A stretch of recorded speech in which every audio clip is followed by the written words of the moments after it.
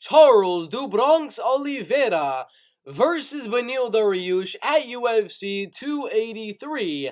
Maybe on the main card, maybe even the co-main event of that pay-per-view. As of right now, there is no main event for UFC 283. Co-main event is Brandon Moreno, Davison Figueiredo trilogy, quadrilogy, whatever they're on at this point in time. So there's a very good shot we could get Charles do Bronx Oliveira and Beneil Dariush as the co-main event for this pay-per-view.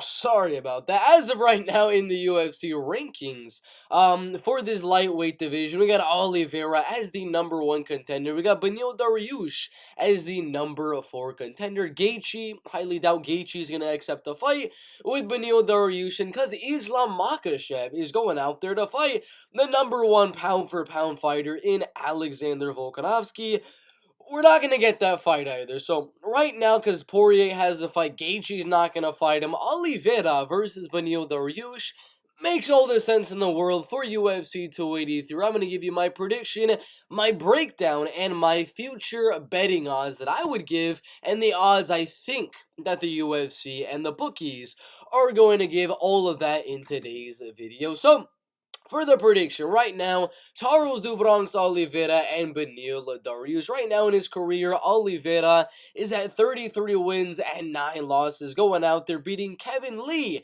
by a 3rd round guillotine in a main event. Was supposed to fight Beneil Dariush back in right around this time, October 3rd, I believe it was, in 2020, so about 2 years ago. Instead, ended up fighting Tony Ferguson a few months after that, beat him dominantly, fought for the belt, beat Chandler, Poirier, and Gaethje all in round 1, round 2, or in round number 3. Then he lost to Islam Makhachev. So hopefully we could get this fight back with Beneil Dariush at UFC 283. But the main thing that I want to look at for Charles Oliveira right now is the difference that he went out there with against Islam Makhachev. He knew that Islam was going to take him down, so he kind of threw away all of his striking in a little bit. He wasn't putting up any setup, wasn't doing any feints or anything. He was just going overhand right, front kick to the face, body kick, head kick, whatever the case may be, with no setup against Islam Makhachev. He's going to have that kind of option here with Beneil Dariush, because it's not necessarily going to be like a Justin Gaethje one, where Oliveira can kind of throw caution to the wind and just start coming forward and charging on Beneil Dariush, but it's not to where it's like Islam Makhachev, and his only real way of winning is knocking him out on the feet, and he can't get hit on the ground and survive like he did with Justin Gaethje. So it's a weird balance. Like, Beneil Dariush is like right in between Justin Gaethje and Islam Makhachev. Like I said, Islam was able to go to the ground with Charles Oliveira. Beneil can go to the ground, but I'm not as confident with Beneil going to the ground as I would be for Islam Makhachev. There's that chance Charles Oliveira can catch him with a guillotine, maybe even reverse, and get a submission on his own. So, and again, it's not like a Justin Gaethje where Beneil has to fear everything due to the grappling and wrestling of Charles do Bronx Oliveira. So I'm going to find it very interesting to see who's on the front foot, who's on the back foot. I would say probably Oliveira is going to be the one on the front foot, coming forward, putting on the pressure, front kicks, left hooks, right hooks, jabs, 1-2s, over and over and over again, and just trying to out-volume Beneil Dariush. But I think Beneil, his main way to win this fight on Charles Oliveira, kind of honestly do what he did against Mateusz Gamrot. He beat Diego Ferreira, Scott Holtzman, Drakkar Klose, Drew Dober, Thiago Moises, Tony Ferguson, and Mateusz Gamrot. I think the Mateusz Gamrot fight showed a lot of what Beneil Dariush could potentially do in this matchup with Charles do Bronx Oliveira, and mainly playing that counter-punching game. They're the same height, pretty similar reach, slight advantage for Oliveira there, but he still has good countering ability. Was able to catch Mateusz Gamrot in round number 3 with a good overhand right counter. And I do believe Beneil Dariush not going to be the better striker here than Charles do Bronx Oliveira, but I can honestly say Beneil might be able to use some sort of a clinching situation or even land the takedown on Charles do Bronx Oliveira, defend submissions, and land a little bit of ground and pound. So It's a very, very tough one because originally, when I first saw the fight, like a year ago, 2 years ago, I was like, yeah, for sure. Oliveira is probably going to win the fight. Even when they weren't even scheduled to fight each other, I was thinking of a potential matchup between the two. And I was like, dude, Oliveira is a better jiu-jitsu guy. He's the better striker. He should go out there, dictate where the fight goes, and get the finish on the ground or get the finish on the feet. But it's not that simple right now, given that if the fight gets made for UFC 283, it's probably going to be a 3-round co-main event or main card fight, meaning that there's a possibility the fight goes to a decision and you're going to have to rack up the rounds round by round to win it on the judges' scorecards. Obviously, Oliveira much more likely to get the finish. Beneil's got 3 decision wins in a row. Obviously, if there's going to be a finish, it'll be from Charles do Bronx Oliveira. But I have trouble going out there and saying that Oliveira is gonna win the second and third round. I can see him going out there winning round number 1 with the constant pressure coming forward, landing some big shots on the feet, maybe even getting Beneil to the ground and getting close to a submission. But if Beneil can survive, round 2 and round 3 are gonna be very, very interesting, in my opinion, for Beneil Dariush. And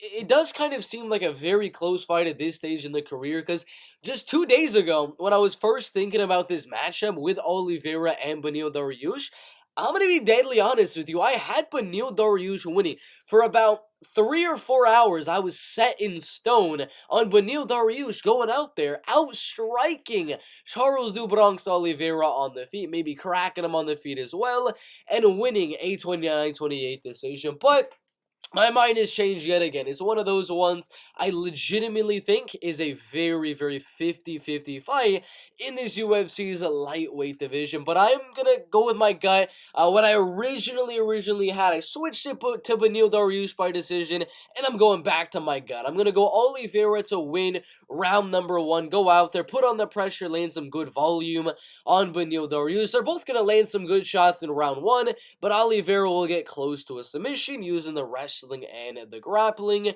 Round number 2, Beneil Dariush is still going to be on the back foot. Oliveira is still going to be pressuring forward, knowing that it's going to be hard for Beneil to justify going to the ground with Oliveira, and he's going to land some good shots on that round as well and win round 2.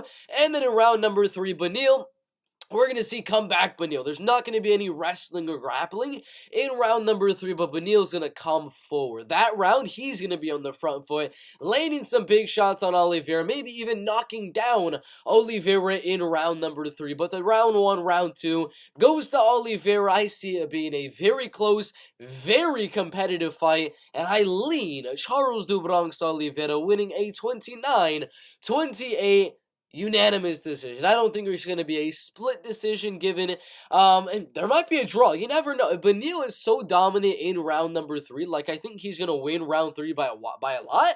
If he gets a 10-8, you never know. There could be a majority decision and possibly even a majority draw. You never know with these type of fights, but I'm going to go Oliveira by a close decision. For the betting odds, I would say Oliveira minus 130.